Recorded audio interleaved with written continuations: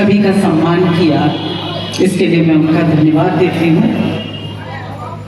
आज मैं इस मंच से बोलने के पहले मैं धन्यवाद देना चाहती हूँ हमारे जिला अध्यक्ष जो आज के कार्यक्रम की अध्यक्षता भी कर रहे हैं, माननीय राजेश यादव जी को।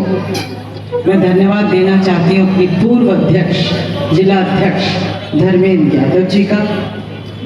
मैं धन्यवाद देना चाहती हूँ सभी यहाँ पर मौजूद नेतागण, खासकर यहाँ के नगर अध्यक्ष शुभ गुप्ता जी, हमारे कांग्रेस पार्टी के नगर अध्यक्ष मयंक वाजपेयी जी, पूर्व समाजवादी पार्टी के नगर अध्यक्ष उमर लाला जी और पूर्व कांग्रेस के नगर अध्यक्ष दूधनाथ वर्मा जी।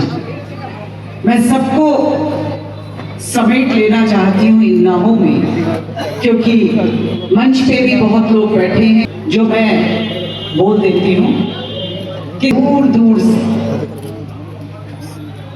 मैं सबके नाम नहीं लूंगी, दिखाई पड़ रहा है और आप भी देख रहे हैं मेरी तरफ। सभी यहाँ पर नेता बैठे हैं और सच बात तो ये है कि यहाँ पर 80% जो लोग बैठे हैं उनको मंच पे होना चाहिए था, लेकिन ये मुमकिन नहीं है कि मंच पे सब हों।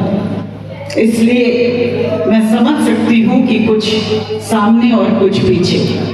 इंडिया गठबंधन का परिवार, समाजवादी पार्टी का परिवार, कांग्रेस पार्टी का परिवार, राहुल गांधी का परिवार, अखिलेश यादव जी का परिवार, सब इकट्ठे किसी मसले पे बैठे और ये बैठक एक संयुक्त कार्यकर्ता बैठक बोली जा रही है इंडिया गठबंधन की। मकसद क्या है? मकसद सब एकजुट होकर हम लोग चाहते हैं कि हम जो लोकतांत्रिक व्यवस्था धीरे धीरे चरमरा रही है उसको वापस सही जगह पे लाना। बाबा साहेब अम्बेडकर ने जो संविधान लिखा, जो हमारा राष्ट्रीय ग्रंथ है, उसको पूरा सम्मान देने के लिए हम सब इकट्ठा हैं।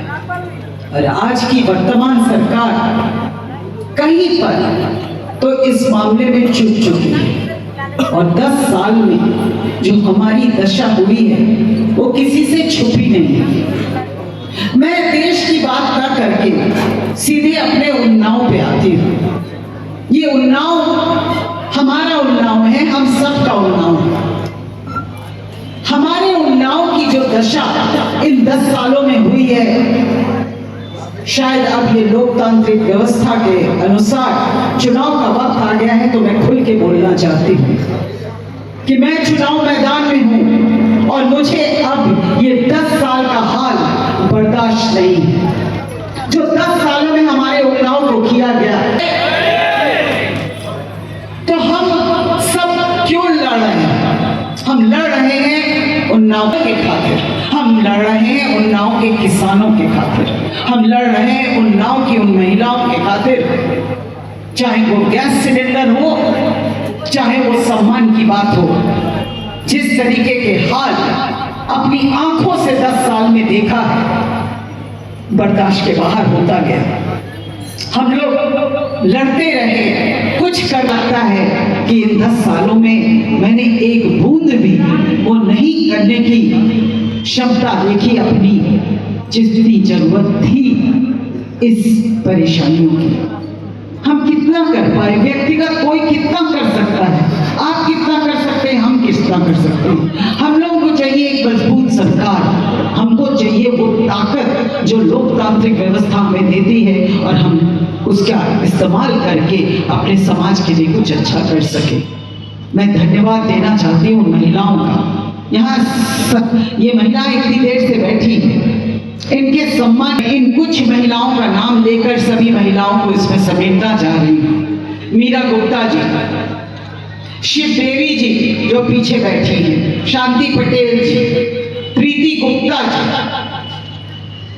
विमला मिश्रा जी, शोभा रानी मिश्रा जी, मूर्ति देवी निषाद जी, सोना रावत जी, मैं वैसे नाम लेती जाऊं बहुत हैं, और अप्रत्यक्ष रूप से नेहा पांडे भी यहाँ पर मौजूद हैं।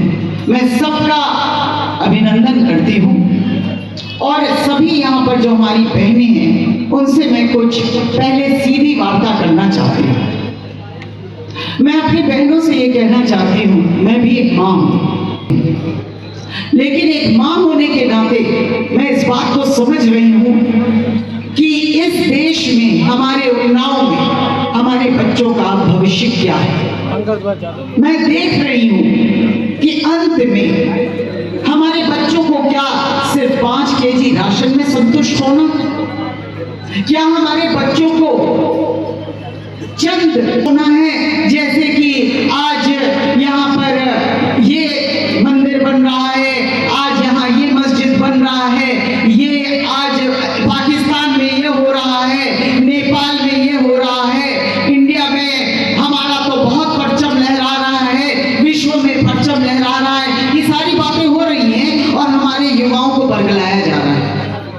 हमारे युवा चाहते हैं भविष्य, एक उज्जवल भविष्य।